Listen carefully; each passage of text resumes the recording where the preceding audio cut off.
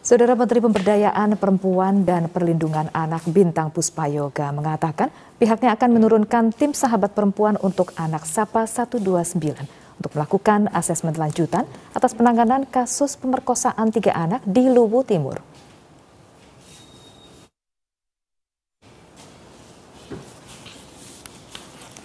Menteri Pemberdayaan Perempuan dan Perlindungan Anak Bintang Puspayoga mengatakan bukan tidak mungkin kasus yang terjadi pada 2019 ini dibuka kembali jika ada bukti yang cukup. Menurut Bintang, sejak 2019 sampai 2020, Kementerian PPPA sudah melakukan koordinasi terkait kasus tersebut bersama Unit Pelaksana Teknis Daerah Perlindungan Perempuan dan Anak UPTD PPA dan Dinas PPA Provinsi Sulawesi Selatan. Saat koordinasi dilakukan, proses hukum sudah berjalan dengan semestinya dan ditemukan tidak cukup bukti untuk memproses kasus ini lebih lanjut. Untuk itu, pihak kepolisian menghentikan kasusnya sementara. Akan tetapi kasus ini bisa dibuka kembali dengan catatan ada bukti-bukti baru yang ditemukan. Pada prinsipnya, pemerintah tidak memberikan toleransi atas segala bentuk kekerasan terhadap anak, termasuk kekerasan seksual. Kekerasan seksual terhadap anak adalah kejahatan serius. Penanganan terhadap korban dan pelaku harus mendapat perhatian serius dan mengutamakan hak-hak anak yang menjadi korban. Sementara itu, Mabes Polri mengatakan saat ini kasus dugaan pemerkosaan terhadap 3 anak kandung di Luwu Timur, Sulawesi Selatan yang terjadi pada tahun 2019 dalam status penghentian penyidikan. Meski demikian, kasus tersebut dapat dibuka kembali jika terdapat temuan bukti-bukti baru. Penghentian penyidikan kasus dugaan kekerasan seksual terhadap 3 anak di Luwu Timur menjadi salah satu topik yang viral dan diperbincangkan di media sosial. Menanggapi hal tersebut, Kepala Biro Penerangan Masyarakat Divisi Humas Polri, Brigjen Rusdi Hartono mengatakan, kasus tersebut memang dalam status sudah di SP3. Namun kasus dugaan kekerasan seksual terhadap anak ini dapat dibuka kembali jika ada temuan bukti-bukti baru, sehingga penyelidikan pun dapat dilakukan kembali. Polri ataupun keluarga yang nanti menemukan ada bukti-bukti yang baru yang bisa memperjelas daripada kasus itu, Polri akan menindaklanjuti.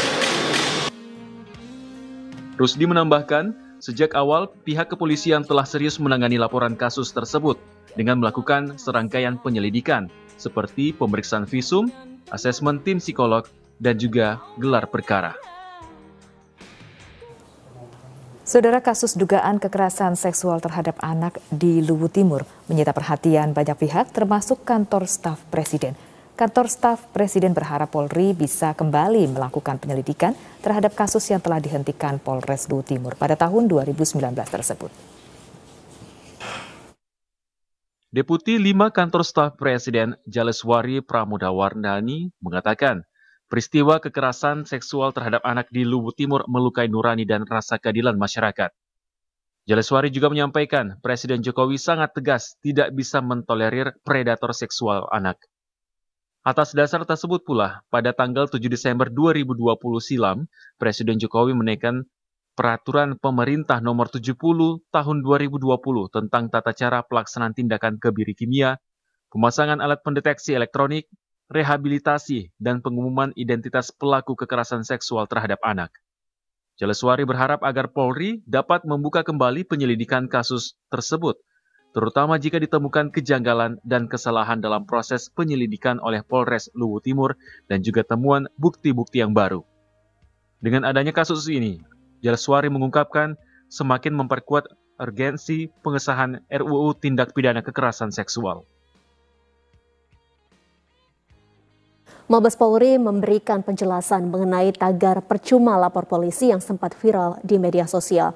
Tagar tersebut viral setelah berita Polres Luwu Timur menghentikan penyelidikan dugaan kekerasan seksual pada anak. Mabes Polri memberikan penjelasan mengenai tagar percuma lapor polisi yang sempat viral di media sosial.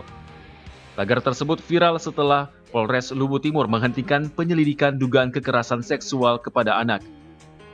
Karopenmas Divisi Humas Polri, Brigjen Rusdi Hartono menegaskan, kepolisian pasti memproses setiap laporan masyarakat.